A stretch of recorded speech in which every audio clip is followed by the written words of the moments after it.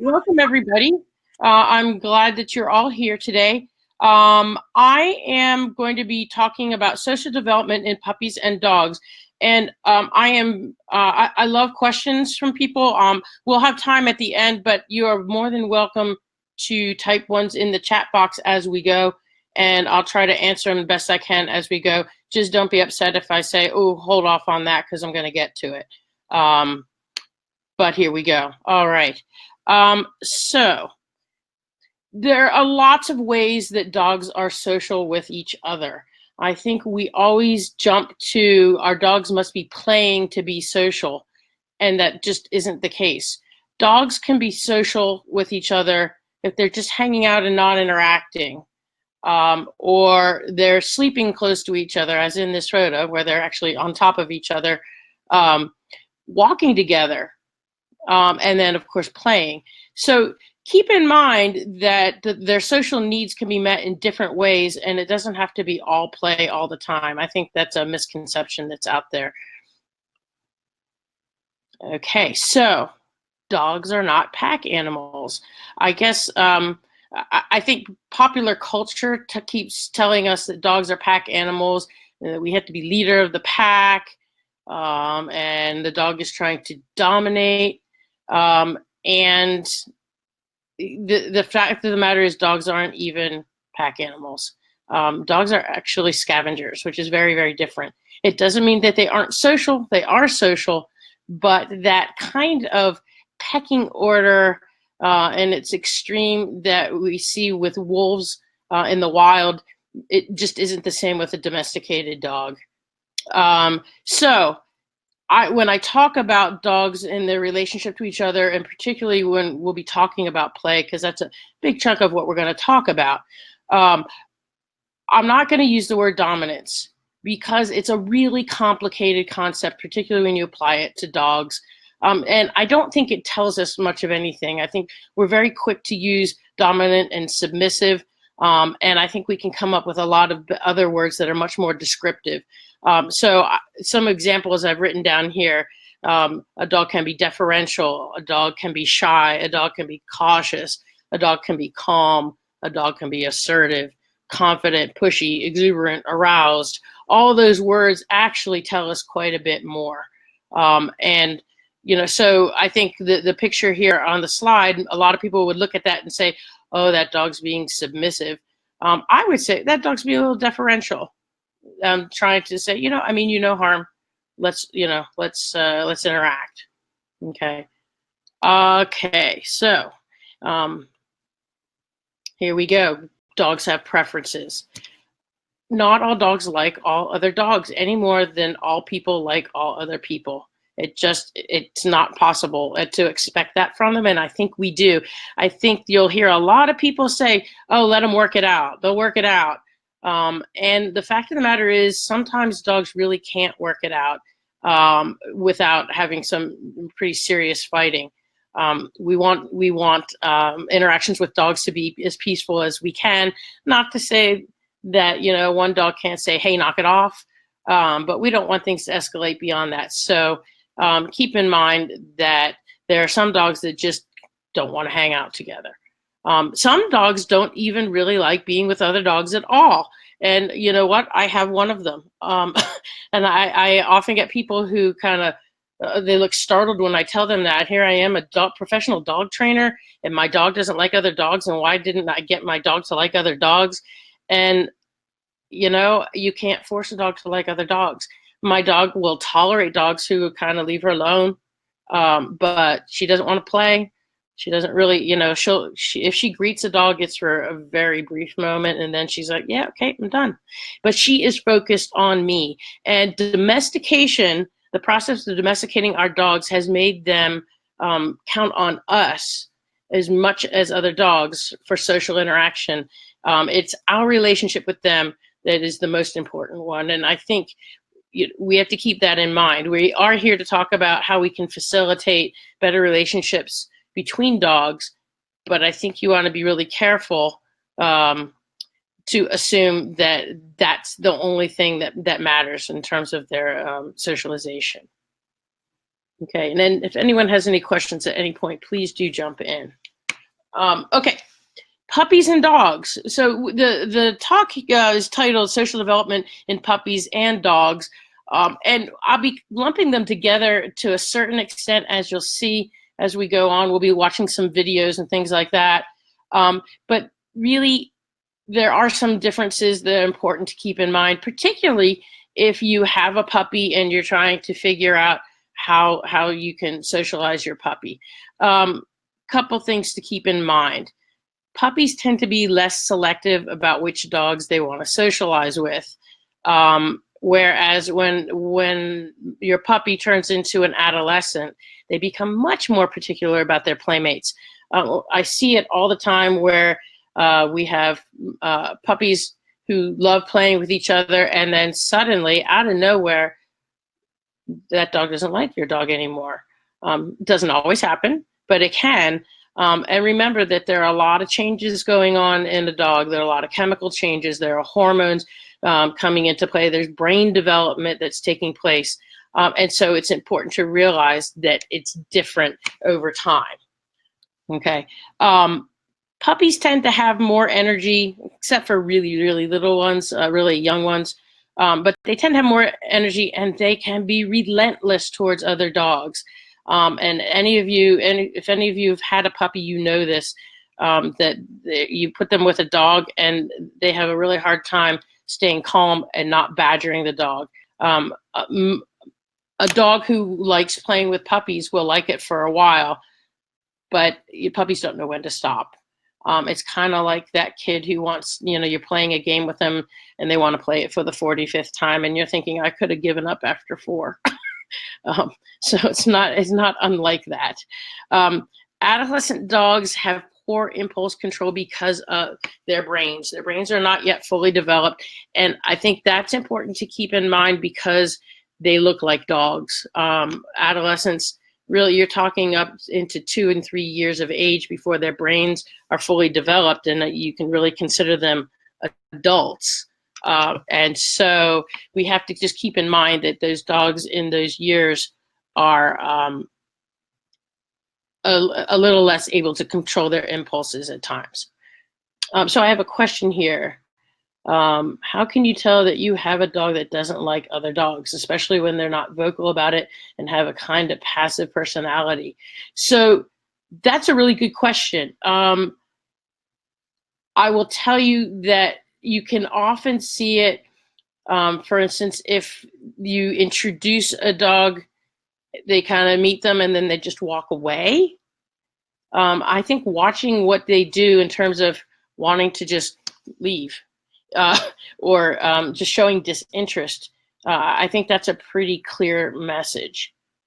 And I'm not sure if the dog you're talking about is actually fighting with other dogs or something like that. But I think it's a matter of not showing interest. That's how I can usually tell. Arlene asked what age is considered adolescent. I would put it around 6 months up to 2 or 3 years. It really depends on the dog and the breed. Weirdly enough, even though larger dogs don't live as long as smaller dogs, their adolescents last longer, generally speaking, which seems like a real ripoff. But there you have it. So large, I would say, some of the giant breeds, they're well up to 3 years old before they're really fully developed in terms of their brain. Okay.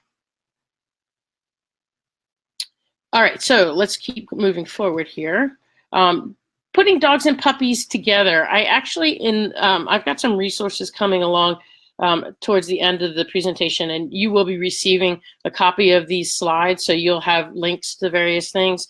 And there's a fabulous article by Eileen Anderson on introducing puppies and dogs. So if that's something that you're struggling with or you're anticipating struggling with, you will have that at your disposal. So some dogs will temper their play with puppies and others will not. And you often don't know until you try whether, and the concern there, of course, is even if you're, an adult dog is super friendly with a puppy, it doesn't mean that they're going to be able to control their level of excitement. And of course, you have a danger of size difference. Some puppies are great with larger dogs and puppies, and some are absolutely not. Some of them are intimidated. So know your puppy. When your dog is tired of playing with a puppy, it's your job to intervene on your dog's behalf, whether it's your dog or someone else's dog. If you've got the puppy, it's only fair to the older dog to intervene. You want to make sure that your puppy, when they're interacting with other dogs, is taking breaks from it. Puppies are not great at taking breaks on their own. They kind of get whipped up, and it's hard for them to settle themselves down. And so it's a skill that it's important for them to learn, and we have to show them how to do that. The great thing about putting dogs and puppies together is that puppies will learn play skills from older dogs. And it is important to realize that they can pick up good ones and not so good ones. But if you've got a good model dog who plays very nicely, that's a great opportunity for your puppy to see what good play looks like. Okay, so when you've got a larger dog or puppy playing with someone who is smaller, as in this picture here, the question is, will the larger dog self-handicap? And so I wanted to play a video for you because I think you'll be able to see exactly what I mean when I say self-handicap. And let me just put this on for you. Hold on one second. So these are two puppies, one much larger than the other. I think they're actually fairly comparable in age. We don't actually need the sound there. So you'll be able to see how the larger puppy is never jumping on the little one. You notice how he's constantly going down low, lying down, making himself more vulnerable.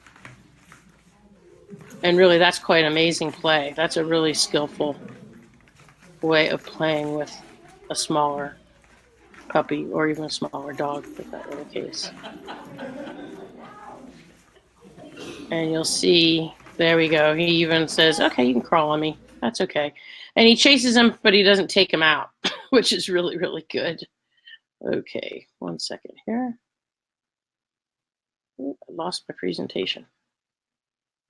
Sorry about that. Okay. Curious if there are any questions about that, but let me go ahead and answer some of the ones that are in here already. 10-month-old can get a little wild. Oh, so you're talking about wondering if your dog doesn't care for other dogs. 10-month can get a little wild, and the 2.5-year-old likes to play, but she kind of back and forth with wanting to play. She will seem like she wants a break, but then we'll come back at him. It's kind of confusing body language. You know, I have to say, too, that I think a lot of dogs can be conflicted about play. And you'll often see it's not really clear cut. Like, I kind of want to play, but I don't know if I want to play the way you're playing. I'm going to take a little break. I'll come back. But know that, you know, even good play will ebb and flow. It shouldn't be all out all the time. And maybe you're seeing a little bit of that from the 2.5-year-old. The 2-year, you know, it's a more mature player. So it may be that it's like, I'm tired of that adolescent dog who has very little impulse control. So that may be what's going on. I don't really know. Nadia asks, when we got our puppy last year, our 10-year-old male was running away from him. Oh, he did not want any interaction. Why would that be? Both males, both giant schnauzers, 3 other breeds as well, crossbreeds as well. There are a lot of dogs who, particularly older dogs, who are not wild about puppies. But I do think that one of the problems is we kind of just throw them in together a lot. And I've worked with a number of clients with puppies, introducing a puppy with a dog. And as soon as they slowed things down and had really brief interactions and used lots of management with baby gates and pens galore, and did other things with the two that didn't involve all out play, you know, they were able to kind of slowly develop a bond. So I'm guessing it's because a puppy is often so relentless that the older dog says, "Oh, no, thank you." That would be my guess. But take a look when you receive the slides at the resources, and you can take a look at the article I mentioned about how you go about it, slowly introducing a dog and a puppy. Okay. Dogs have different types of play styles, and if you look around, different people kind of classify them in different ways. I don't think there's a definitive list of play styles, but I've put down here some basic ones that most people observe, and it's pretty easy to see the difference in these play styles. And we'll be watching more videos, so you'll get a chance to see some of this. The rough and tumble player. I think a lot of times people will say, my dog is an aggressive player, when what they really mean is, I have a rough and tumble player who likes to body slam.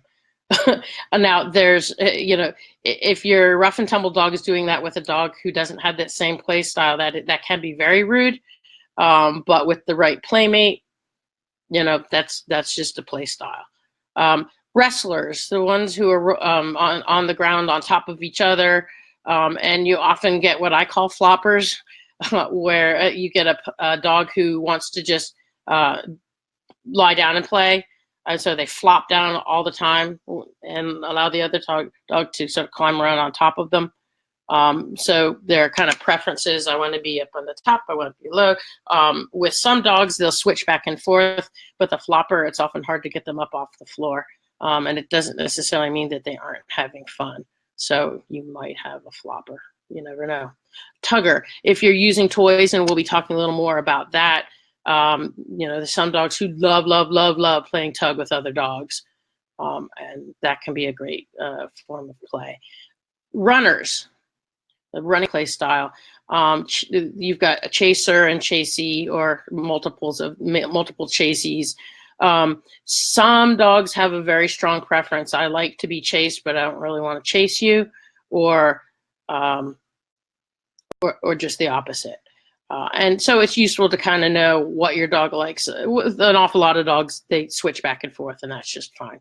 But it's something to be alert to. The sort of running dog with light contact. So instead of just running, they like a little bit of, I wouldn't say rough and tumble, but a little bit of that body contact that some of the runners really don't even want. And then you get some dogs who are like these super flexible, adaptable players who can kind of mirror whoever they're with. And one of the most interesting things about watching dogs and puppies play for the first time is watching them negotiate, trying to figure out, okay, how do you play? I don't know, how do you play? And kind of figure out what is reasonable. Some dogs are much better at adapting than others. And lucky you if you've got one who does that. But it makes it a lot easier to find playmates. But that's not always the case. So just be aware of that as well. All right. So the most important thing when we're talking about play, and particularly if we're trying to help a dog who's maybe a little timid or a dog who's a little over the top, is that we need to know what our dogs are saying. And this is really complicated in play.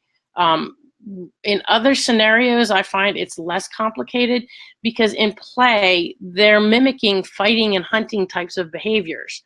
And so it's often hard to pull apart, oh, is that okay, or is that escalating? The thing to watch for is overall body language, not one single thing. So most important, happy dogs are loose and waggy, soft bodies. It's with the really muscly dogs, it's a little harder to tell, I have to say. But in general, you'll see them loose and waggy. They'll kind of contort their body in strange ways. Unhappy dogs are stiff. Okay, so that's important to be watching for. And so not all dogs are alike. And so you need to kind of learn with your own dog, what does their body language look like when they're having fun? What are the first signs that maybe my dog's not having so much fun? And also understand that if your dog does not want to play or interact with another dog, don't force her. I think we get kind of hung up on, I want them to play, I want them to be social, it'll be fun for them. And sometimes a dog will just say, no, don't want to play with them. And that's okay. So some signs of tension, and I put in parentheses sometimes, because again, if you've got some of these sort of fake play type moves, it's often a little bit hard to tell, is this part of that, or is this actually a dog being showing some stress, showing some sort of tension. One of the ones I always look for, particularly in an initial greeting, is lip licking. You will often see this in a beginning introduction, where they're just kind of checking each other out, and one of the dogs starts licking their lips. And not that I necessarily say, oh, break it off, but I'm going to be mindful and watch that and just make sure that the lip licker is doing okay. Taking off. A lot of dogs, when they first get introduced, or even after they've been playing for a while, will stop and shake their body a lot like they're wet, although of course they're not wet. And that's just a sign of, whoo, that got really intense. So again, something to pay attention to. Yawning is often a sign that a dog is getting a little bit stressed. And it's also, some of these things dogs do, we believe, to kind of let another dog know, hey, I'm just playing here. I don't mean you any harm. I'm just trying to, they call calming signals. And yawning may very well be one of those. Turning or moving away. We talked a little bit about that. That's a pretty clear indication. Yeah, I don't play anymore. And hopefully the other dog's going to pay attention to that. But if not, you need to be aware of that. Ears can be pinned back. A scared dog will often pin their ears back. That's one, though, where you'll see that, and even with a dog, the rest of their body looks fine. So look at the whole dog. A closed, tight mouth as opposed to a nice, open, relaxed mouth. And in particular, a dog with a closed mouth, you'll see the corners of their mouth kind of coming forward, almost like they're puckered a little bit, and everything's really tight. That's a dog I'm going to watch and make sure they're okay. Raised hackles. I laugh about this because there are some dogs who, whenever they play, their hackles go up. And you all know what I'm talking about, when the hair going all the way down their back to the base of the tail kind of gets raised. For some dogs, that's a sign, oh man, that my dog is really not happy. But for some dogs, it's just the excitement of playing. And so again, know your dog and what that means. Growling. Growling can absolutely be a sign of some tension and a dog trying to warn another dog off, but there is play growling too. And so learning through observation what a play growl sounds like for your dog and what a more serious growl sounds like is important. And we'll be watching a video where you'll hear some of the growling. It can be really startling, I think, to a lot of people, because we have this idea in our heads that growling is such a terrible thing. It's a form of communication. But I do pay attention to it when there's play. I will say that there are some dogs and puppies who are just trash talkers, and that's what they do. So there are lots of growling and vocalization. Showing of teeth. Like, this is another sometimes, because, and we'll see in a photo later, a lot of dogs like to show their teeth. It's almost like saying, haha, look at my big teeth. No, look at mine. And they kind of wrestle with their mouths. So again, you got to look at the whole dog. Whale eyes, the same way. You'll see the whites of a dog's eye showing. Let me see. I think the last video, you could see a little bit of whale eye in that dog on the ground. You don't often see that much white of an eye showing. There may be another photo coming up. You'll see it more clearly. But that's often a sign that there's some stress going on. A furrowed brow, again, something to watch for if the dog's getting worried. Exposing the belly. A lot of dogs you'll see when they meet another dog will go whoop right onto their back. And I think that is very much a deferential move, but it's also important to know that for some dogs, that's a sign that they're really uncomfortable, and you want to make sure that they're doing okay. Not always, but sometimes.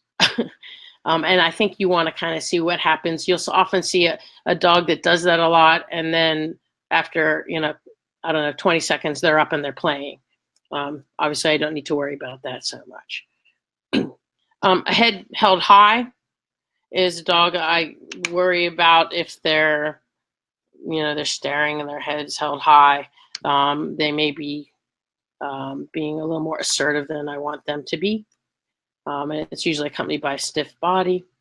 The body leaning forward, being a little bit pushy, or just the opposite, moving like leaning backwards, as you'll see. That's more timid stance. A tucked tail, I think most of us will probably recognize that when we saw it, but don't forget to keep watching that tail, because assuming your dog has a tail. And excessive sniffing. So I think one of the signs when we're talking about how do you know a dog doesn't want to play, you'll often see a dog who's really done playing go and sniff like crazy. It sends a signal to the other dog. It's sort of one of these calming signals. It also is a way for them to work out a little bit of stress. Sniffing lowers heart rate, and so it can be helpful to help a dog calm themselves down. So again, now dogs sniff all the time. So what does excessive mean? And you have to kind of get to know your dog and look at the whole context. Look at the context, look at the whole dog, not just one part. That's really, really critical. See, anybody have any questions? Our small 7-pound puppy gets very nervous around other dogs. At some, he barks out of fear. At some, he's okay, but doesn't actually play much, just sniffing and following the dogs around. Does that count as play for a puppy? I would consider it socialization, and your dog trying to find the courage to feel comfortable playing. And so there's absolutely nothing wrong with it. I think, you'll see in some later videos that I'm going to show you how we work with dogs who are little, or particularly puppies who are a little bit timid. And that may give you some ideas. But I think actually right now, I think that's absolutely fine what he's doing. I wouldn't be too worried about that. What I would say is make sure that the dogs that he's sniffing aren't going to get snarly with him. So I would make sure they're dogs who are pretty mellow, because we don't want him to have a major setback. Another question here. Is it hard for dogs to find new dog friends at 7 years? My dog's puppy pals have all moved away. It depends on the dog. So isn't that a terrible answer? I hate when it depends, but it depends. It kind of depends how particular your dog is. Some dogs will play with virtually anyone and be happy and really adaptable, and other dogs are really quite particular. But we'll be talking a little bit later about with some dogs how you can make a gradual introduction, so we're not just throwing them into a situation with another dog. Okay, another question. Our 7-year-old dog has only wanted to play with a 3-month-old puppy once or twice. Other than that, she's very tolerant of him, but they are basically just coexisting and not playing much. Is that concerning or a good sign that they will get along the same house fine as he gets older? I'm thinking that's a really good sign, because that's a puppy who knows, it's not okay to just pummel the older dog and try to get them to play.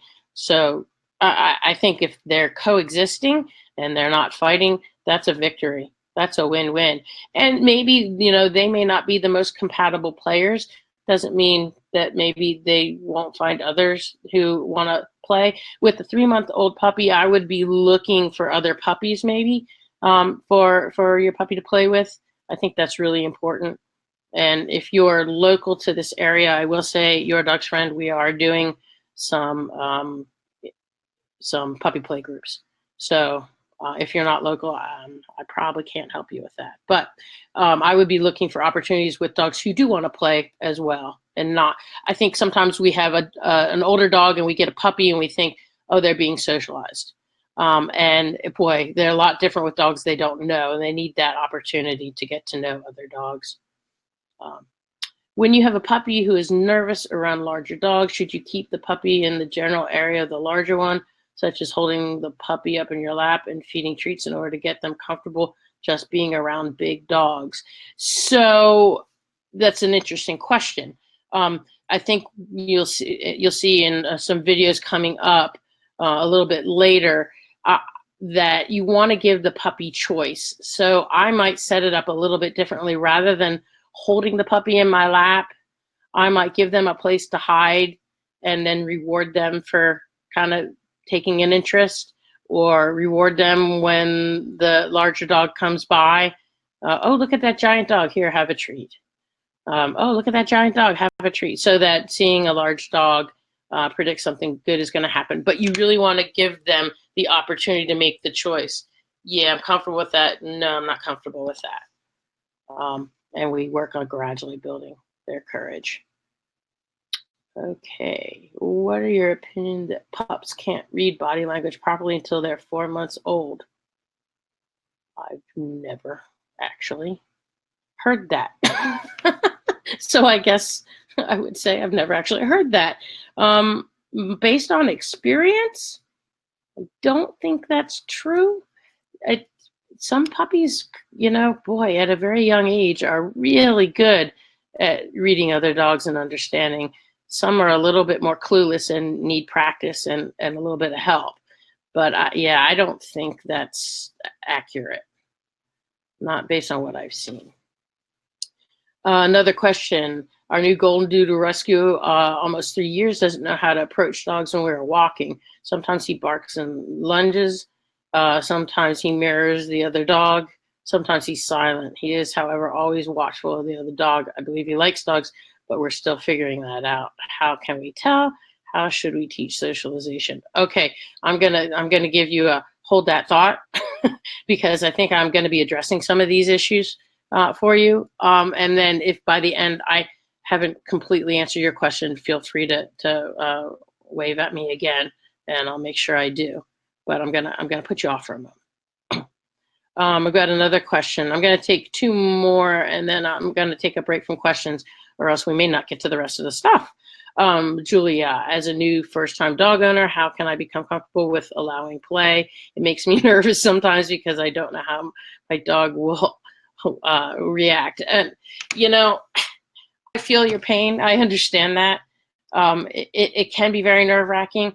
I'm hoping that some of the things you look at today, some of the videos and photos that we'll be looking at, it will give you some ideas about what does good play look like? What am I looking for?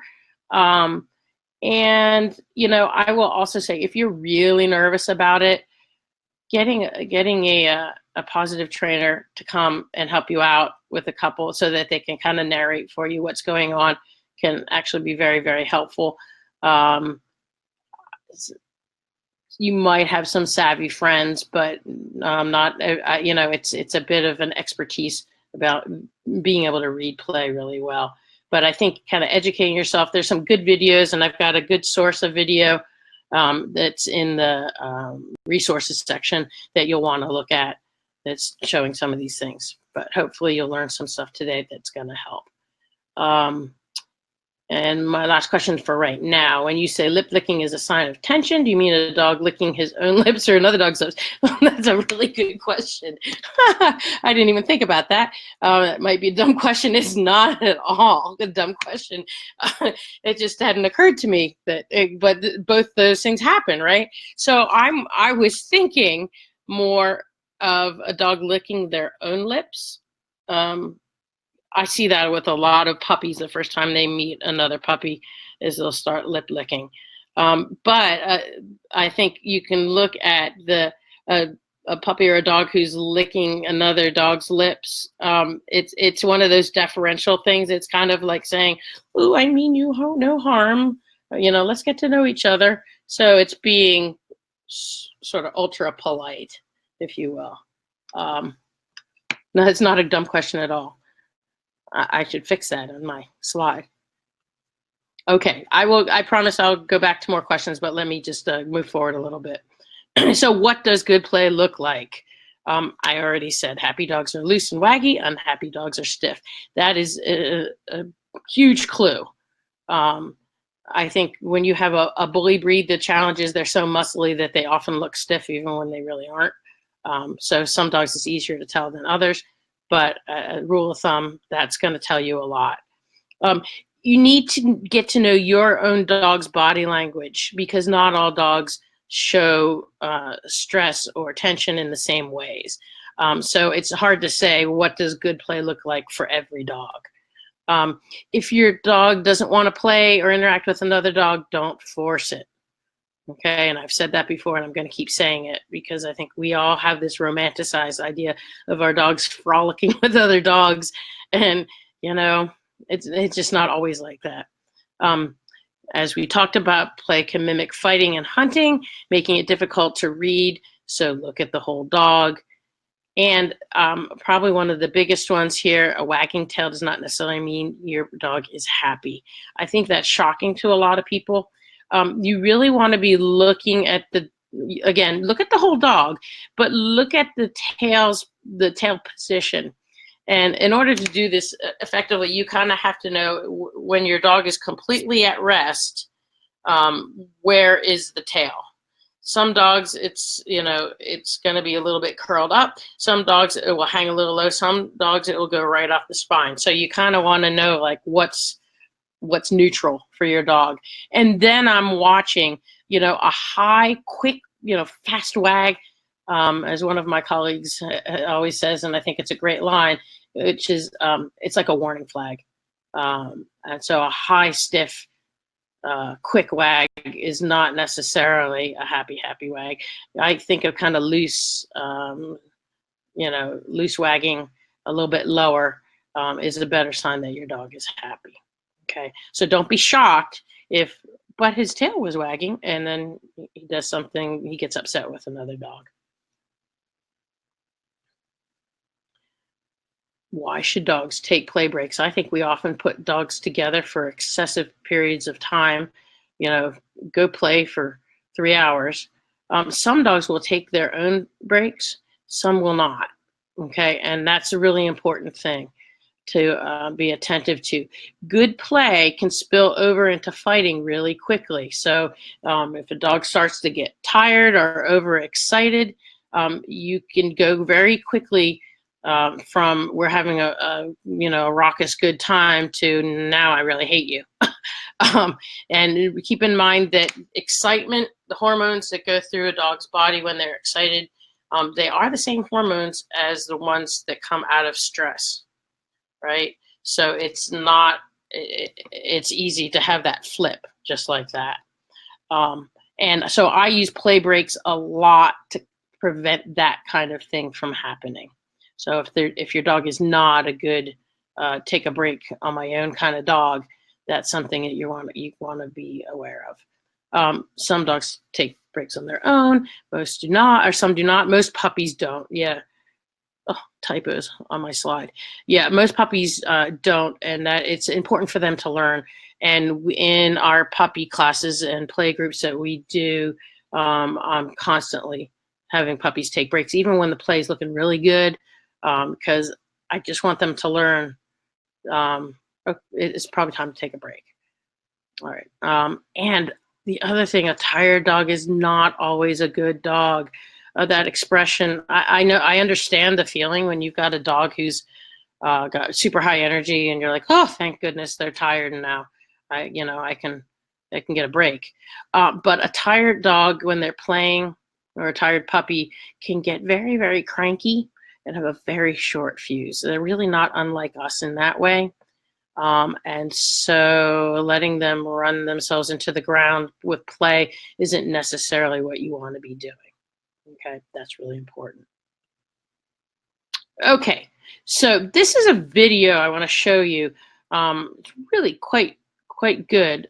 That's going to give you a way of looking at dog play and trying to sort out, is that fighting or is that play? Because it can look kind of scary. And it's going to go through these different categories: meta signals, activity shifts, rule reversal, self-handicapping, and you'll see what those are in just a moment. So let me pull up this video that we can watch, and then we'll talk about it when it's done.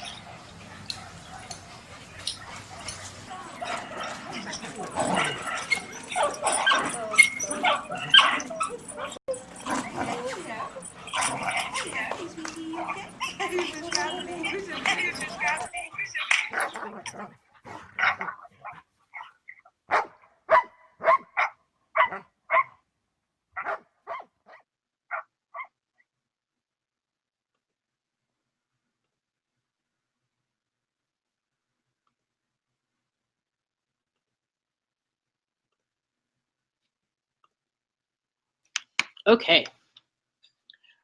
So I do think that's a really helpful video. Things to be watching for. Those meta signals, those sort of playful gestures, There's shifts in activity where it's not relentless, but even it might not even be a shift to a different type of play. It might just be a little bit of a break, and then we go back to it. That role reversal, and what I think about with that is I'm thinking I want it to be even. I don't want one dog look like they're getting pummeled while the other one is doing the pummeling. And we've talked about self-handicapping. So play bows, that is a really, that's such a clear indication that the dog is playing. And so if you see a play bow, you can always take a big breath and say, "Ooh, that's good. That looks really good." Bitey face, this is the technical term. This is what all trainers tend to call it. It looks absolutely vicious if you look at the one dog. These are two puppies who are playing together. One doesn't look quite so scary as the other. But I think if you're not familiar with dog play, it can look like, oh my gosh, my dog's being so aggressive. That's not true. They like to do this kind of sparring with their mouths. The rough and tumble play, it can look really rough. And if you look, I like these two photos because the same dogs, right? They're friends, even though that looks like what it looks like. Still photos are only so useful, I have to say, because they're stills. You can't see what came before and what's coming after. But that can be, something like that can be perfectly fine play. Rolling around together, that's one of my favorite types of play to watch. I think for most people, it's a relief when their dogs are doing that. It's like, oh, they look so happy together. You'll often get wrestlers or really rough and tumble players who will do that when they're getting tired. Like, oh, I want to keep playing, but let's lie down and do it. And chasing. The one thing with chasing that I'm always watching for are those breaks. You can sometimes see a dog start to take off after another dog, and there's an intensity to it. And if the other dog stops, the one who's chasing will just basically plow into them. That's not such a good game of chase. So there should be some sort of stopping and starting that's mutual between the dogs. Okay, let me hop back to some of the questions here, and then we will return to what we're doing. I just want to.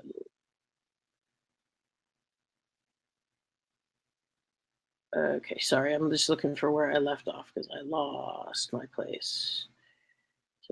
Okay, when a dog runs to you or sit next to you under a chair during play asking for help, yes, I think often they are. And in fact, if you look at, we'll be talking a little bit later about dog parks, but you'll often see that in dog parks, a dog will come running over to their person or even another person, and it's kind of like, oh, please help me. Yeah. So I think that's a good way to interpret that most of the time. Kelly, how do you work on getting a large dog to play appropriately with a small dog? My friend is a 5-month Yorkie and something. And she's getting better with learning that large dogs are okay friendly, but I need my large dog not to pounce on her. Plus, it looks like as if the prey drive kicks in when they chase her. That is something to be very, very, very careful about, that prey drift. And some dogs just have a tendency to do that with littler dogs, especially little white fluffy dogs or little fluffy dogs. So, it's possible that that dog is not a great candidate for playing with smaller dogs. As we talked about that self-handicapping, some dogs are naturally very good at it, some aren't. I've had some luck with a larger dog with very lightly restraining them. And there's a video I'm going to show you. It's during, it's puppies playing, but it's the same idea where with kind of lightly restraining. And some dogs will pick up on that and start to do it themselves, but some absolutely will not. And so you can work on it, but you may have to accept that that's just not a good mix of dogs. Another question, our dog won't let another dog get close to her without her growling or showing her teeth, except your second dog. Is that fear, and can we train it? She used to play with other dogs. I think she's being really, really clear. I don't know if this is happening on leash, which could have an effect on what's going on, and we'll be talking about that. I don't know if it's an on-leash behavior or if it's all the way around, but that may be part of what's going on here. But you have to respect that growling and showing her teeth. I think that's really important. It may be that you haven't found the right playmate, okay? And that maybe she can become comfortable with some dogs, but not all dogs. And remember, dogs change over time. They have experiences, they file them away. I had a bad experience with that cockapoo looking dog. That sounds ridiculous, but there you go. And now I'm terrified of cockapoos or something that looks like one, little small fluffy dogs or whatever. So their experiences will change how they play. And I'm not sure how old your dog is, if it's a issue of development too, sort of adolescence. Okay. My 3-month-old puppy is just not allowed to go outside. She's so excited, overwhelmed when we go out of the apartment that she does not listen to me or have interest in treats, ideas. That's kind of a different topic, Susan. I would be really happy to chat with you, but I think maybe I'll just suggest that you send me an email, and I'd be really happy to address that. That's basic training, and that's really normal. And there are a lot of things you can do to work on that. Susan, my dog is 3 years late in beginning to be socialized. That can be really rough. And, my dog, who doesn't care for other dogs, I'm guessing that she wasn't socialized. I didn't have her when she was young, so I don't know for sure. I got her when she was like 2 or 3 years old. But that would be my guess. You can't always change that. Those early months are really critical for a lot of dogs. You might be able to make some progress, and some of the things we'll be looking at might help, but you may end up being your dog's favorite playmate, and as is true with my dog, and that's really okay. Certainly worth trying, but I think sometimes we have to deal with the disappointment of that. You mentioned not picking up your puppy when they start lunging, barking at other dogs and people. What's the best way you can calm them, get them out of stressful situation? We've tried to block whatever's causing stress, but he goes pretty nuts sometimes on walks. That's a whole topic in and of itself. So you're really talking about, I'm assuming on leash or maybe behind a fence. And that's really kind of working with a bit of reactivity. So I'm going to put you off for at least now. If we have time, I'd be happy to come back to it. If not, just send me an email and I'll be happy to point you in the right direction with that. Okay. One sec. Okay, so I'm going to stop here with the questions. I will come back to the ones there, but let me just keep going here with what we're talking about. Toys during play. You need to be super cautious about introducing toys into dog play. There are a lot of dogs who will guard toys around other dogs. And that is not something that's easy to change. And quite honestly, the easiest way to deal with that is to manage the environment so that there are no toys around for them to guard. And they may do perfectly well with dogs otherwise. The hard part is you don't know until you try often. And so, I would always start interactions without toys. So you don't start on a bad note in case one of the dogs does guard. If you know a dog guards, don't use them. It's important to know, though, that some dogs will guard objects with people and not dogs, and vice versa. It's not all around guarding. It can be one or the other. So you want to keep that in mind.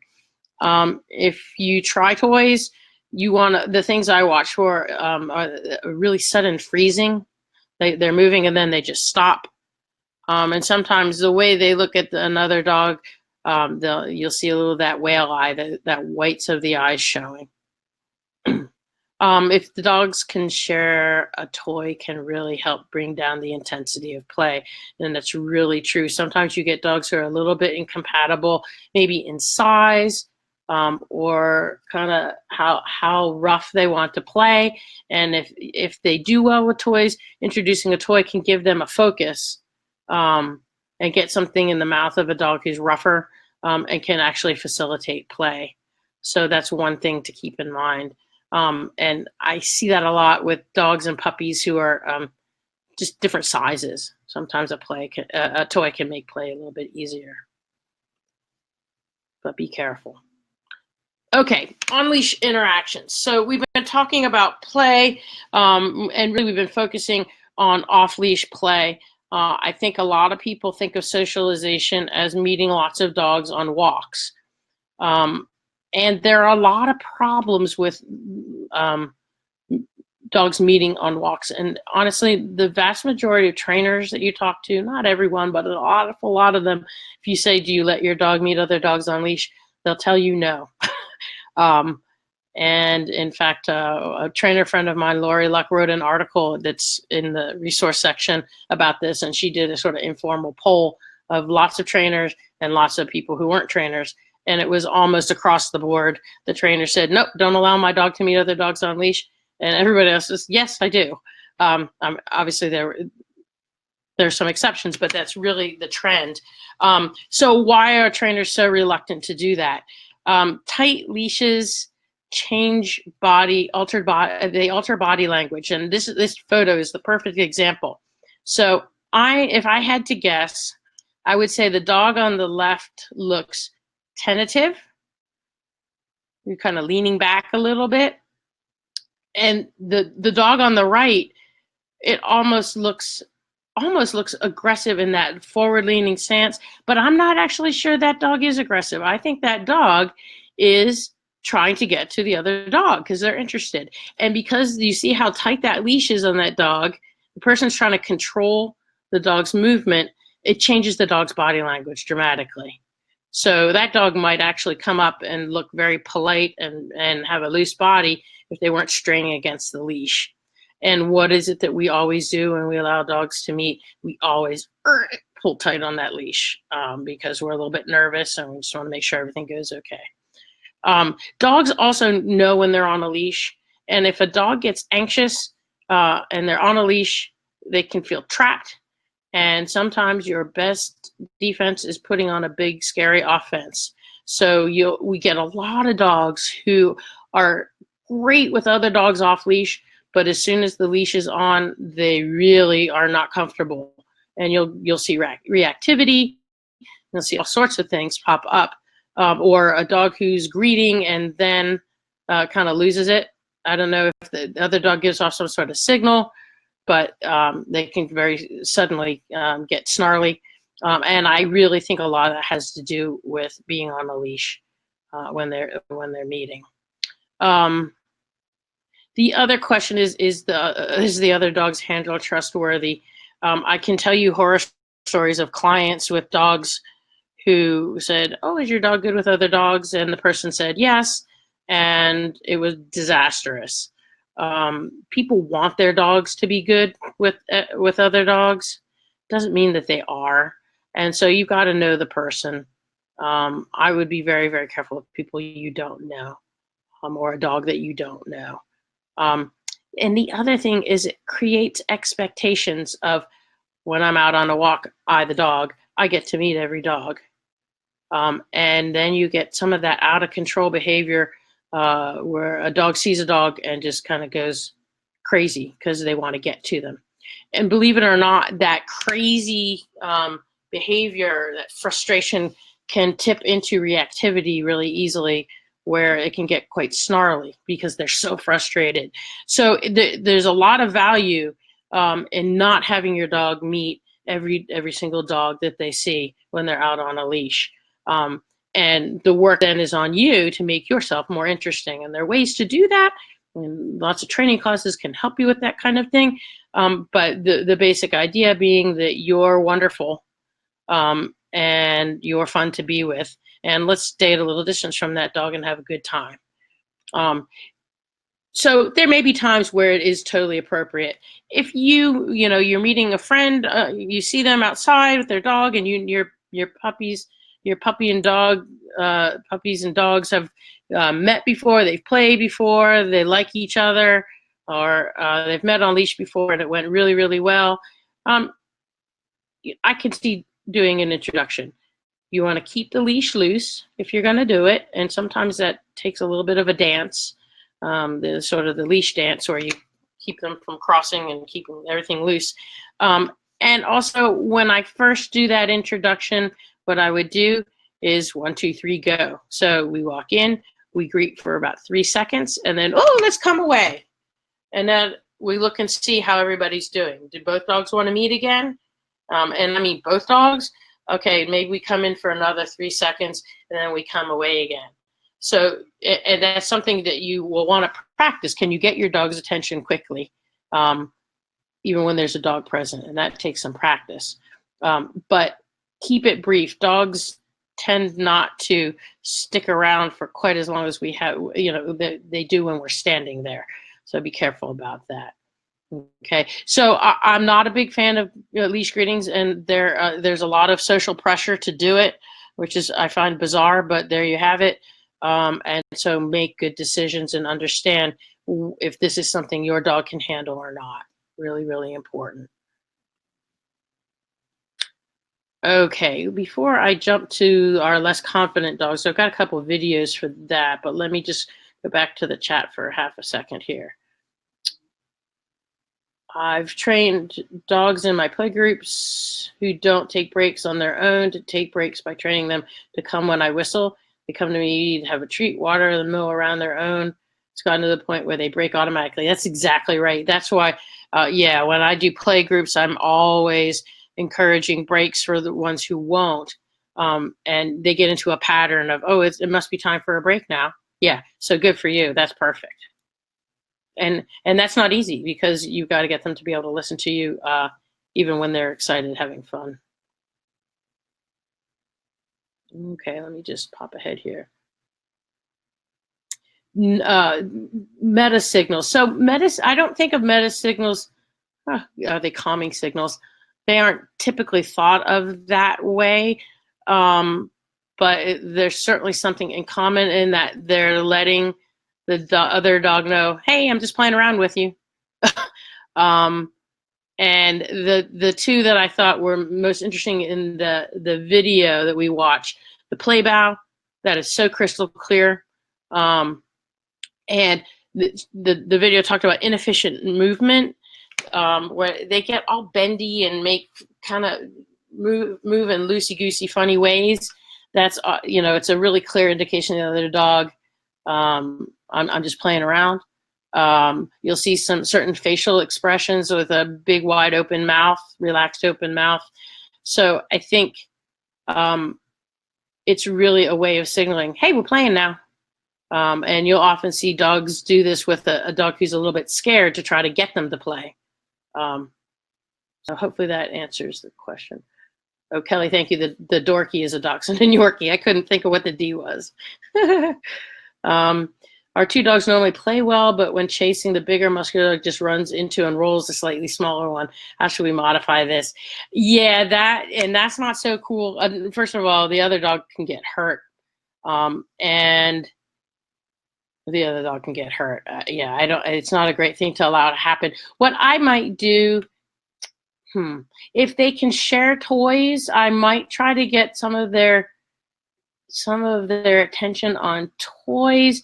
I might let them chase, but work on being able to call them away from each other easily, so that they both come running over for, like, a piece of chicken or something, so that you can interrupt it. And I think it's kind of like we were talking about taking play breaks, where if you keep intervening and reward them for taking a break but coming to you, they'll start to do that on their own. And goodness, if they choose to do that on their own, reward that like crazy. But yeah, the other thing, Lori, that you might think about doing is keeping their play space smaller. So sometimes if you give some of these runners too much space, they really pick up speed, and it's kind of as the faster they start running, the more out of their head they get. And so you might try putting them in smaller space together and see if that works a little bit better. Betsy, I recently adopted a 10-year-old pit mix male who's supposed to be good with dogs. He's great with our 11-year-old Amstaff. On walks, he used to bark and mark the ground when other dogs walk by, but now he is more comfortable and only barks and pulls if a dog is close coming towards him or barking at him close by. How do I find out if he's interested in other dogs? So I'm gonna, a little further on, I have some suggestions, particularly with kind of the exuberant dog, how you work with them to get them a little bit more comfortable and see if they can handle an introduction. So maybe let me hold off on that and see if that, when we talk about that, if that will help you at all. And if it doesn't, then ask me again when I'm done. I'm happy I'll try to come back to it. So Melissa says, my dog is going to help socialize a new puppy. Anything I can do to help? So you have a dog who's good at socializing puppies, I think. And your dog is worth its weight in gold because that can be really wonderful. My recently rescued dog, 10 years old, lived with 17 other adult dogs, 17 and 12 puppies before his rescue. Holy cow. Now he's reactive to all dogs. Can the dog lose his socialization? Yeah, a dog can lose their socialization in that if they have, sometimes it only takes one bad experience and they generalize, that bad experience to all dogs. So that is entirely possible that can happen. It doesn't necessarily happen, but it can. And it can be, can you overcome that? Potentially, but it takes an awful lot of work. And I don't think that we can be successful every single time. But there are things, if you've got specific questions, maybe I could answer that on email. Okay, I'm going to stop with the questions again, and I'll come back to them in a moment. Let's go ahead and talk about working with less confident dogs, because I think there's some really interesting stuff here that you might find helpful. When you have a less confident dog, you have to choose a potential playmate very carefully. So pick the dog who's going to be calm, the dog who's not going to completely overwhelm them, or at least the dog who will go off and do something else with another dog while the other one watches. You want to make sure you're not setting your scared dog up to fail. Go at your dog's pace. So if your dog wants to hide, it's okay. Let them hide and come out as they feel comfortable. You're watching your dog to see what they're comfortable with and letting them decide, yeah, I want to try this. No, I don't want to try this. I think, the idea of just kind of throwing them, oh, here, just do it and you'll like it, doesn't really work that way. You really want to take your time. You have to be your dog's advocate if you have a less confident dog. So not allowing them to get bullied or overwhelmed, even if it's not particularly bad behavior from another dog, your less confident dog may not be comfortable with it, and that's on you to make sure that they're okay. You're watching body language really, really, really, really carefully, and learning to see what are the signs that my dog or my puppy is getting anxious, so I know when to intercede. And try a consent test. So sometimes I've got, if I'm working with dogs or puppies, they're playing and I feel like one of them, I'm not sure if that one's having that much fun. What I'll do is I'll gently hold onto the one who's being a little more pushy and wait and see if the shyer one comes back for more. And that can be very, very telling. Doesn't mean that you don't still maybe need to intercede, but it gives you a lot of information. Oh yeah, they still are interested. And you're going to see that in the second of these videos that I'm going to show you. And let me see. Let me pull up one of these videos. This one is in a puppy play group that we had with, you'll see a puppy, you can see the photo here. The puppy, one of the puppies who's anxious is behind a gate to start, but you'll see how Melissa Dilla, who is the trainer who is sitting there playing goalie, as you'll see in a moment, lets that dog come in and out as comfortable, but doesn't allow the other puppies to go in. And it's a great way to get your puppy to gradually become more and more comfortable.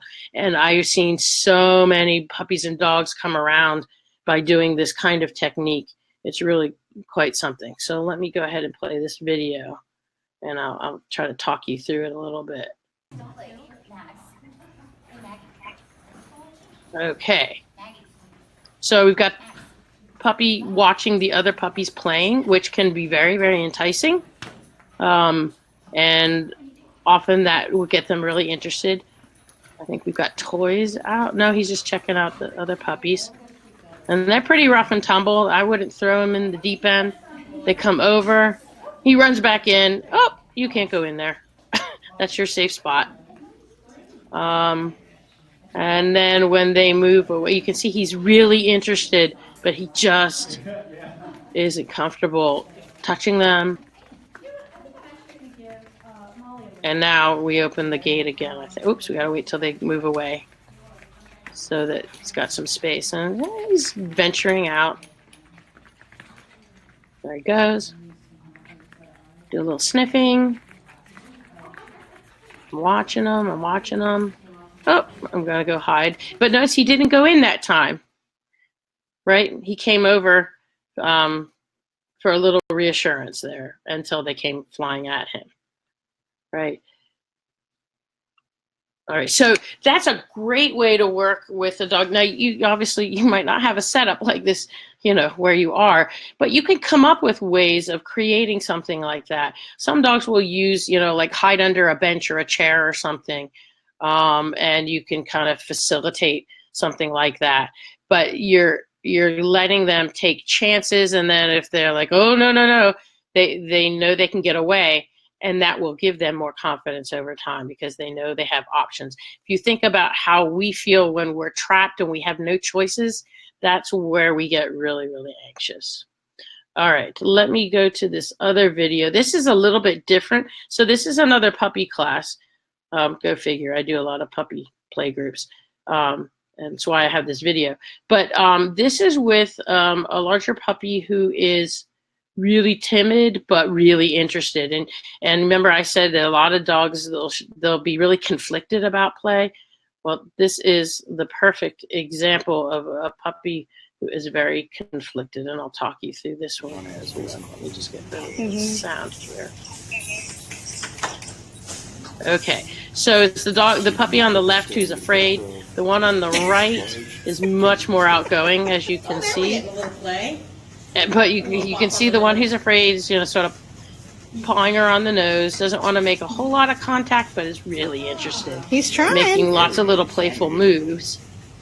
But what I'm doing in this video is this other puppy, I'm kind of keeping her busy. I'm gently holding her, not in, you know, harsh restraint, but I'm interacting and gently holding her. And that you can see the shyer puppy is getting a chance to check her out without the pressure of having to really interact with her directly. It's like, oh, you're not paying attention to me. You're good. I can get information about you now. And oh, I'm sticking my face in here. Now I'm getting a little more interested. And he was so interested that I do kind of let the other one go, you'll see. And she's going to go chase after him. And then I intervene again. But if he hadn't shown so much interest, I wouldn't have even tried it. So he wants her to, he looks like he wants her to chase and play. I'm just holding her back so she doesn't overwhelm him. And it's working out pretty well. And I have to tell you, you have to have the right puppy who allows you to hold them gently like this. You can do this with adult dogs as well. But you notice I'm not like holding a leash. He's like, if I can help it, I'm not going to do that. So we got a little overexcited. I'll go back. Let's move you away. But notice the shy one comes right back out. So I'm feeling good about that. Remember I said how toys can really help because it can take pressure off of the play. The focus is on the toy. That other, the more outgoing puppy is busy with that toy, instead of having all their attention on the puppy who's scared. And now we're making a lot more contact because we're feeling much more comfortable. And they've come a long way since the start of this video, you know, a minute and a half ago. I mean, that's huge. And then we have another little. Gets to be a little too much, so I kind of step in. Oh, take it easy. Right. How old is your dog? He's like 13, 14 weeks. Okay. So it's a process. And this particular puppy, I know for a fact, this is the first time he was willing to play. Before the video started, he was really scared, but he kind of started to get his courage. And he's actually a super social dog as an adult. Walking in circles now. Whoops, there we go. Same. He looks kind of fine down there. Doesn't look that worried. He's staying there even though he could get up. So I'm watching all that body language. Yeah, you know how the cats feel. Yeah. And she started to pin him a little bit. Yeah, he's fine. Notice how loose and waggy his bodies are. Even though she's being a little more pushy with it. He's like, She's being pretty darn good. And now he looks like he's kind of had enough. You kind of look at him. He's like, oh, let me out of here. And there we go. Okay. So I think what's useful about those videos is you can see how you can kind of help guide things and help out that less confident dog. Can be really, really helpful. Let me just hop back to a couple of questions.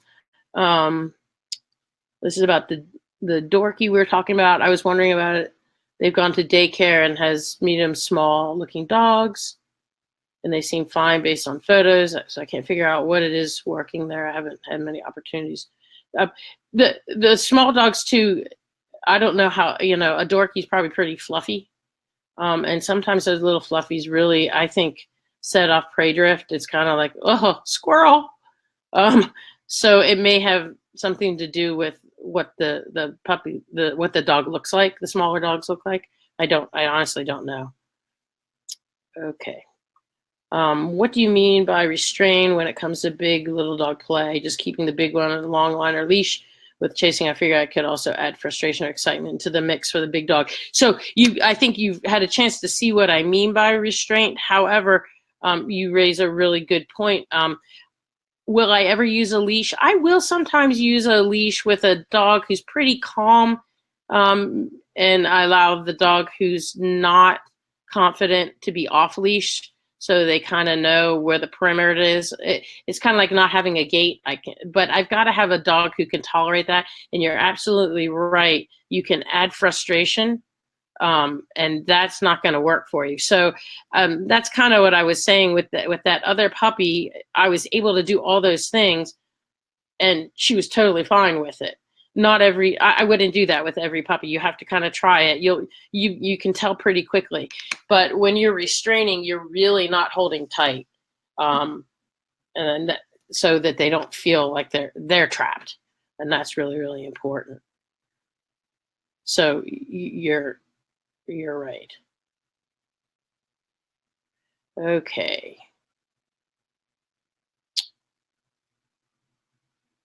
I'm just taking a look at the questions. I got a couple of comments. Hang on one second. How can I tell when my dog is ready to start meeting other dogs? She was completely isolated from people and other dogs until she was 18 months old and finally rescued from her situation. She had to learn to dog. Yeah, I know what you're talking about. She's now 5 now. I'd love for her to have fun, but I don't know how to tell if she's ready. Well, let's see. Let me hold off. We're going to talk a little bit about gradually introducing dogs. And so hang on and see if some of those things will help you, because I think they will. The trick is not to take it really, really fast, but take it really, really slow, with distance and gauge the level of interest. So with these videos that we've been watching, you can see the scared puppies are super interested. They're just timid, and I think you're looking for You know, is your dog interested? Is your dog saying, I want nothing to do with that dog? But we'll talk a little bit.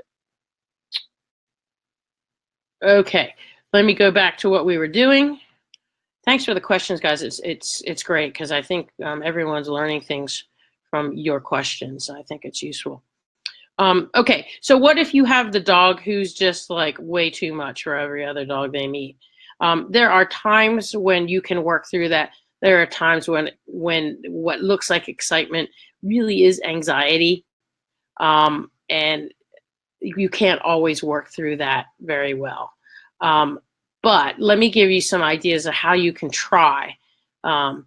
Go slowly. I can't say that enough. I think we're in such a hurry to get to the end result. All for the right reasons. We want our dogs to have fun, but we need to take things slowly. And I do that when I introduce any two dogs. I'm choosing playmates carefully. We've talked about that a little bit already.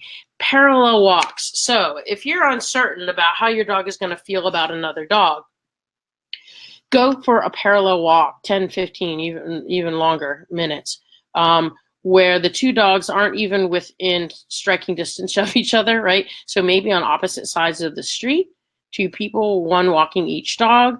You walk, and then as everyone settles in, we gradually move closer together and see if you can get them to just walk together. You're not doing a lot of interacting. You might do a 1, 2, 3, take a sniff, and let's move away. But that would be the most, and only if both dogs are seeming calm enough to handle that. But let them spend time together without having to play with each other. And that can take a lot of the pressure off.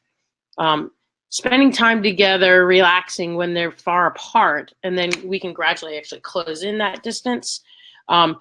If you're going to do this and you have a super aroused dog who gets really revved up seeing other dogs, you want to practice having them relax, and kind of know, oh, this is what we're doing. We're going to be calm. We'll talk about that in just a sec. And then when they get into a situation where there's a dog off in the distance and you're basically saying to them, okay, now we're going to relax, they kind of say, oh yeah, I've done that before. I know how to do that. But being able to have two dogs, have them on leash, just hanging out in the same room or in the same yard, they're spending time together without the pressure of having to play with each other right off the bat. And, it may take multiple walks. It might take multiple sessions where we just sit outside and hang out together. Don't be in a hurry. With some dogs, you definitely want to have their initial meeting in a neutral area. So especially if you're gonna do a walk, that's easy enough to do. I've also done things where I've had a greeting through some sort of gate or fence, and see how they react to that, because I want to keep everybody safe. So that's another way. If you're feeling like, oh, we went for a walk and that's going pretty well, I wonder how they're going to do. Having a gate between them or a fence can be very, very helpful. And again, I'm always watching for prey drift with a dog that gets super aroused if they see another dog running.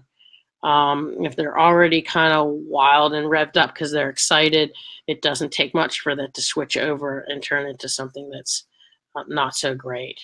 Okay, so the moral of the story is take things slowly. Let them just spend time. I think we're kind of like when we put two dogs together, play. Here you go. You want to keep all of the play fun. So, and again, we go back to keeping the interactions short, even if they're playing really well. And that's a hard one for a lot of people because they think, oh, they're having so much fun. No need to interfere. But if it goes on long enough, sometimes things can escalate into something not so nice. So I'm talking, with two dogs I don't know, I wouldn't even go more than 5 minutes. I would keep it really short. And then maybe I let them go back again, right? But I would keep it quite short.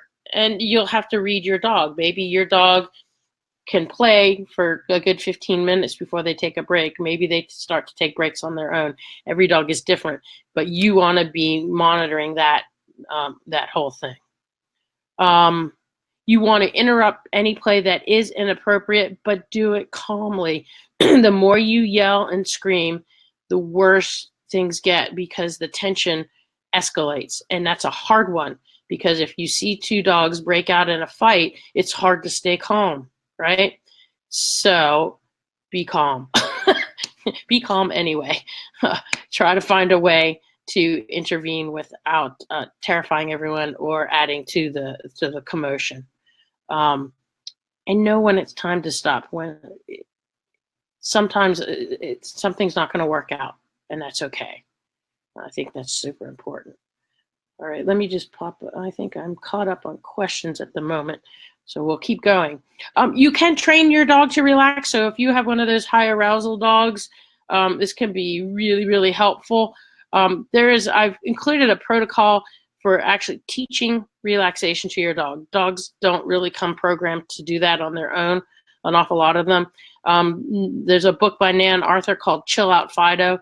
The whole book is really good, but the link here is to a page where it's just the relaxation protocol.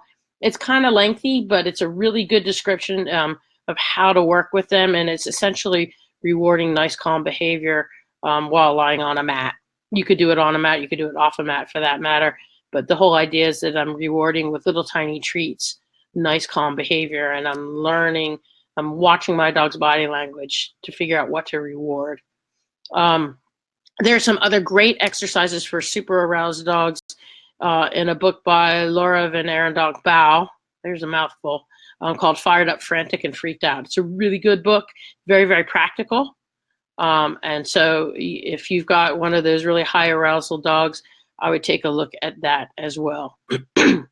And again, when you're working on relaxation, practice first when you're alone, and then add the distraction of another dog.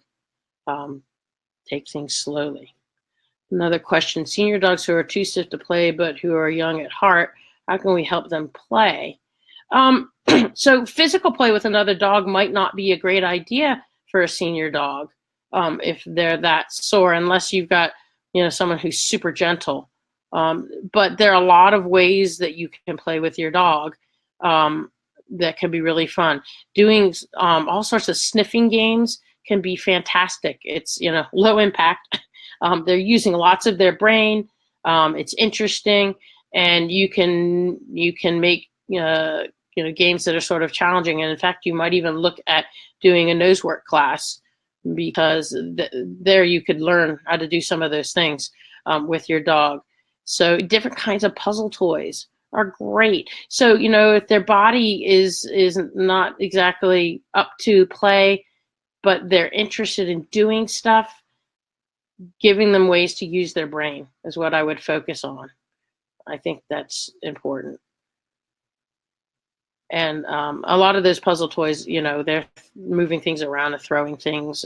So they are, moving within their comfort level. We had to practice calm behavior around each other. I like this photo. This was taken in a class that we offer at Your Dog's Friend called Out and About. And I'm quite certain we'll be offering a version of them, a socially distanced version of them in the fall when it cools down a little bit. And this is the last class, and you can see these are 3 of the dogs that were in the class. These 3 dogs couldn't be anywhere near each other in the first class. It's just a 4-week class. This is what they were like after 4 weeks, sitting outside a coffee shop, hanging out together. And that takes practice. And it takes practice working at long distances and gradually working on being able to shorten those distances. And any good basic manners class will teach you a lot of that stuff as well. But look for our Out and About class if you're interested and you're local. So how do you find dog friends? I think a lot of people turn to the dog park. And let me just tell you a little bit about my concerns about a dog park. Dog parks can be very, very dangerous because you have really no control about who's going to be there. And there are a lot of people who take dogs to dog parks who aren't really appropriate to that environment. They're super rough players. not a lot of sensitivity in who they're playing with, or maybe they don't even like playing with a lot of dogs, so it's easy for them to get into fights. And so that lack of control always makes me very, very nervous. And the sheer number of dogs in a dog park is also a little scary, because if something goes wrong, you can find yourself in a heck of a lot of trouble.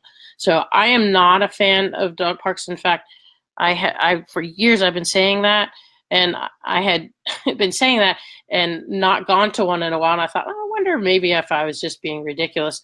And I went to a dog park on a Saturday morning, and I'm like, nope, I was right. There's a lot of bullying that goes on, a lot of inappropriate play. So I don't want my dog to pick up on those behaviors and play like those dogs, and they absolutely will. I don't want them to get scared and have get involved in a fight, or even just witness a fight and then become reactive to other dogs because they generalize that experience. So I am really, really cautious about that whole setting. Daycares are absolutely an option, but you want to very carefully determine, first of all, is this a good option for your dog? Does your dog want to be around dogs that long? How much can they handle? And you want to know a lot about that place. So, for instance, I want to know that there are only, I don't know, 5, 6, 7 dogs together at a time. You'll go to some and there are 30 dogs running around together. And that's just a recipe for a disaster. So I'm looking for small numbers. I'm looking for knowledgeable people working with the dogs, and that can often be difficult to determine. And I wouldn't leave my dog at a dog daycare where I wasn't able to observe other dogs there first. I would ask to see the space and be able to watch. If they're not willing to let you do any of that, I think that's a little bit scary. And I want to know who those people are. One of the things I watch for are their facilities that use really harsh punishment when they train. If they have training in that facility, I wouldn't, even if I'm not going to do training there, I would not feel comfortable leaving my dog there, because what do they do if something goes badly during play? I don't want my dog to be punished for something. So I'm just very mindful of the whole place. So be careful. There are some good ones out there, though. If you're sitting here saying, I'm going to the dog park, I always have, always will, and I don't care, here are my words of advice about that. If you go to a dog park, don't go at Saturday at 10 o'clock in the morning. It's a really, really, really bad time because there's so many dogs. So pick a super off-peak time where there may be 3 other dogs. That might be a time you could try it and find out if you've got any compatible playmates there. If you're really determined to do this, that's what I would start with that. The other thing, leave your phone in the car. Leave all distractions in the car, because you do not want to take your eyes off your dog. Never, not once. And it's really easy to get distracted. And then finally, if you have a puppy, don't even think about it till 6 months. Just in terms of disease, they can't handle being in that level of concentration of dogs. So those are my words of warning if you're feeling determined to do a dog park. My favorite route is if you can find a good daycare, that can be great. But also friends, neighbors, and relatives with compatible dogs. And it takes a little more work to do that, but I think it's well worth it. If you have serious concerns about introducing your dog to other dogs, contact a positive trainer in whatever area you are in to help you, because we are trained to watch body language and know ways to do this. So if you're really nervous about it, I would really strongly recommend doing that. Okay, let's see here. Oh, and Nicole just wrote in recommended positive trainers in this area. Do I know any good daycare facility suggestions for my 2 Akitas? Kelly, email me. I'd like to go to a dog park, but have never gone for all those reasons. I have 2 Akitas. Akitas are hard to read and play, I think. That's my personal thing. Akitas and Huskies as well. They're social, but they don't want them to learn bad things and become aggressive after an experience. So all those are really valid concerns about a dog park. I'm right there with you.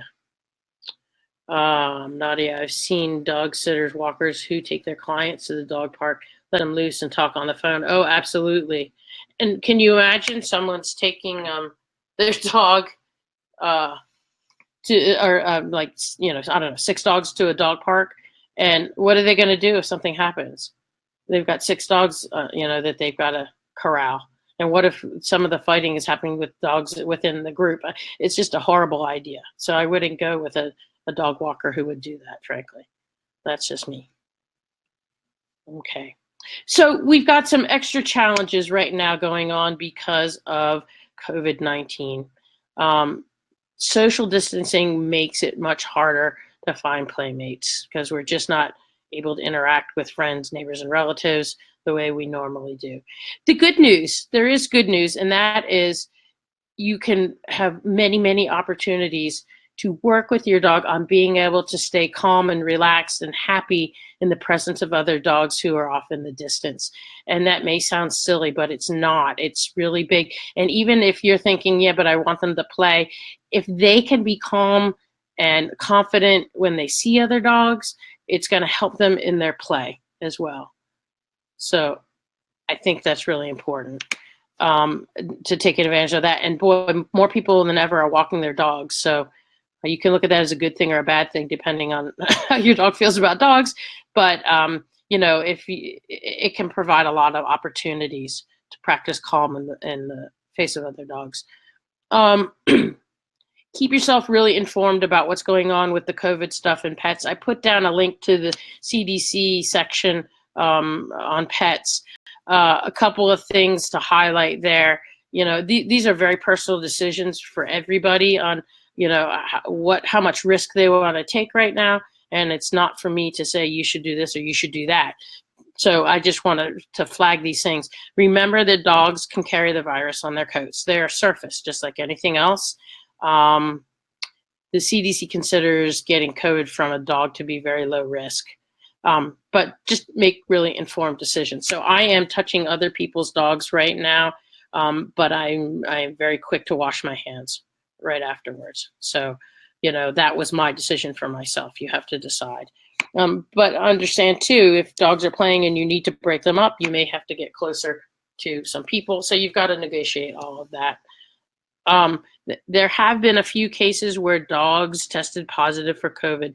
From what I understand, there was one dog that died, but it really had nothing to do with the virus. It was other stuff going on kind of concurrently. There's so few of them that granted, we're not testing many dogs for it, but so it is possible. My understanding is that it doesn't tend to be a major issue for them to clear it, but who knows right now, right? So I'm just putting that out there to think about.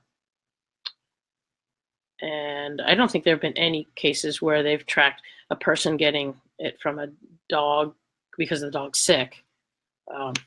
So I don't think we need to be worrying about that. Okay, I had a reminder to check someone. I missed Nadia. If my dog is a bully at play, can I rectify the behavior or is management better by keeping him on lead? Ooh, that's a complicated question. So I guess I would want to know what the play is like. Being a bully, sometimes what looks like being a bully really is being a bully. And if that's the case, I think you have to see if you can. I would spend a lot of time with that dog, with other dogs nearby where they're not playing, and work on calm behavior and see if that can help. I would do lots of walks with other dogs where they're not playing, but they're just walking together. So they're you know, they're moving, expending some energy, but not all out playing with each other. And I would be careful about just keeping him on a leash when other dogs are off leash, because I think that's very, very fair to that dog. And they may actually lash out because they feel trapped. So that might not be my go-to. I would work more on, can my dog just be calm around other dogs, and maybe some of that bullying really is just over arousal. So those are things I would think about. But if you feel like that's not helping, it may be that he's not a great dog-on-dog player. Maybe he only has a couple of friends who, you know, who are appropriate to that. A lot of it has to do with who they play with. Wow, someone here from South Africa. Fantastic. Okay, so I've got additional resources here. I do want to just give a quick shout out. Some of the photos you saw today come from Dog's Day Pet Care in Gaithersburg, from Moco Pup in Dickerson, Maryland, and from Kim Robinson, who has a company in sort of the Wheaton area. It's Not Just a Walk. I scoured some of their photos so I'd have some examples to show you.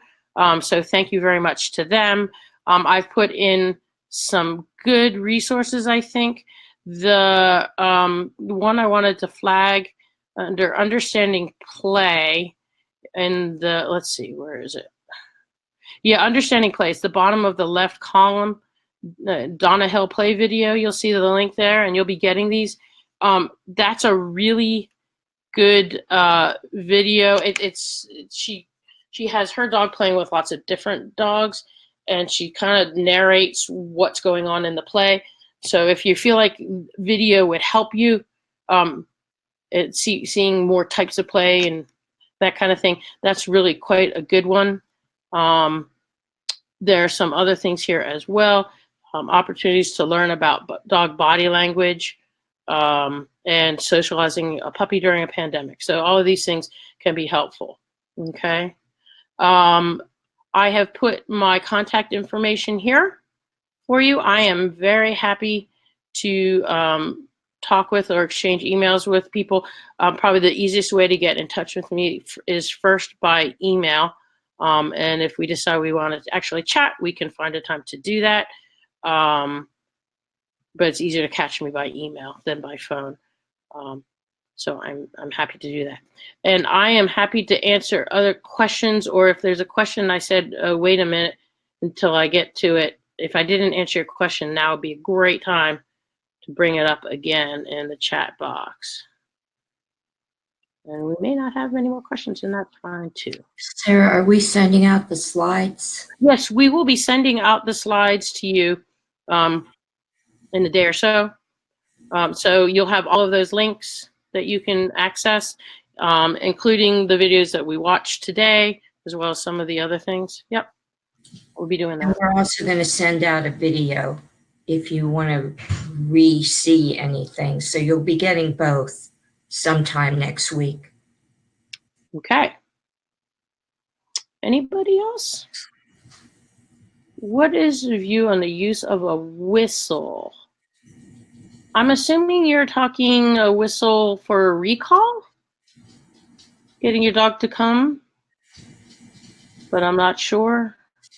Maybe if you can clarify what you mean. I'll look for that, but let me just jump to this other one. Hey, Kelly. Dominique, I always learn so much. Thank you. Thank you. I'm really happy to help.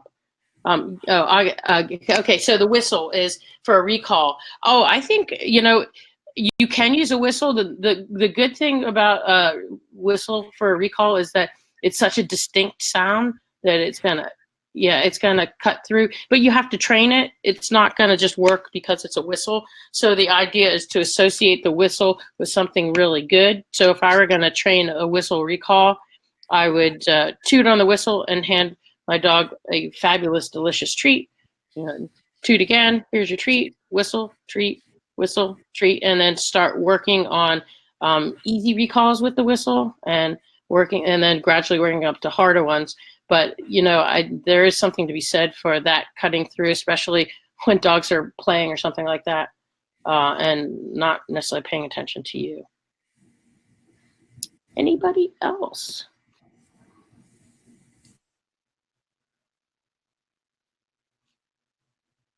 Looks like that's it. We're wrapped up. So thank you again, everybody, for coming. Feel free to contact me. Oh, and Kathy. Hi, Kathy. Oh, getting another puppy, Kathy. Excellent. I hope I get to meet your new puppy then. I would be happy to do that.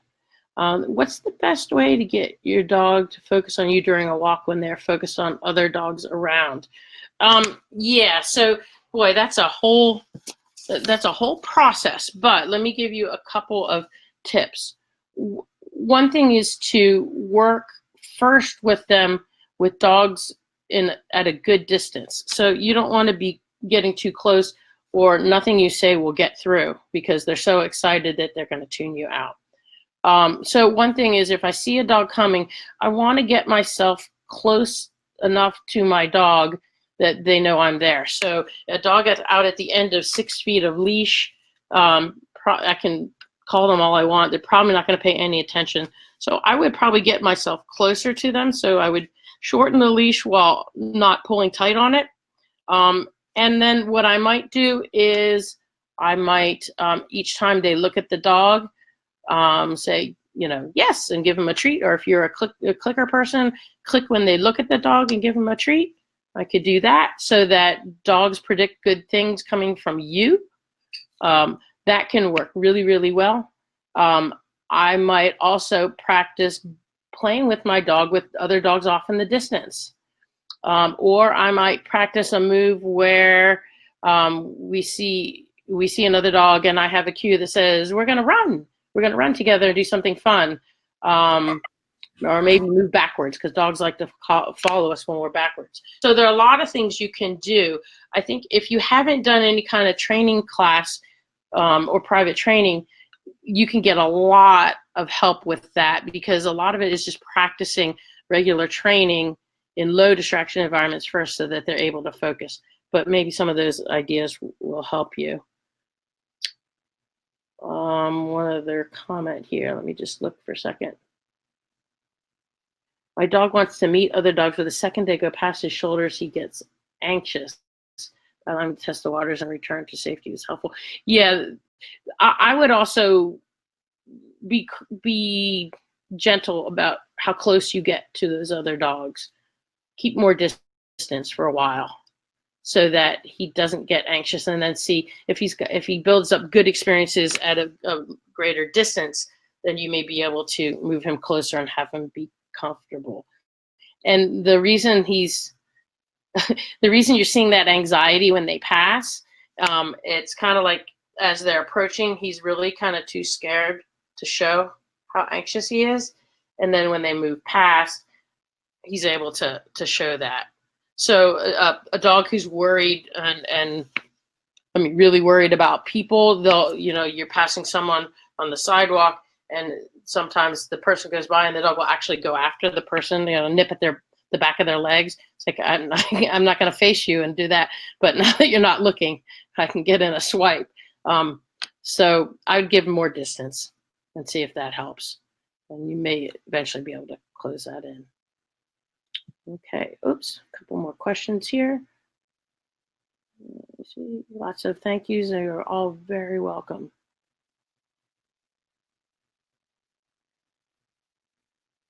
Would the whistle idea be good to use? I'm wondering if that would be a better option on recall during crazy play. Yeah, see, that's what I'm wondering is, I mean, I've seen a whistle be really effective because it does cut through better than a voice sometimes.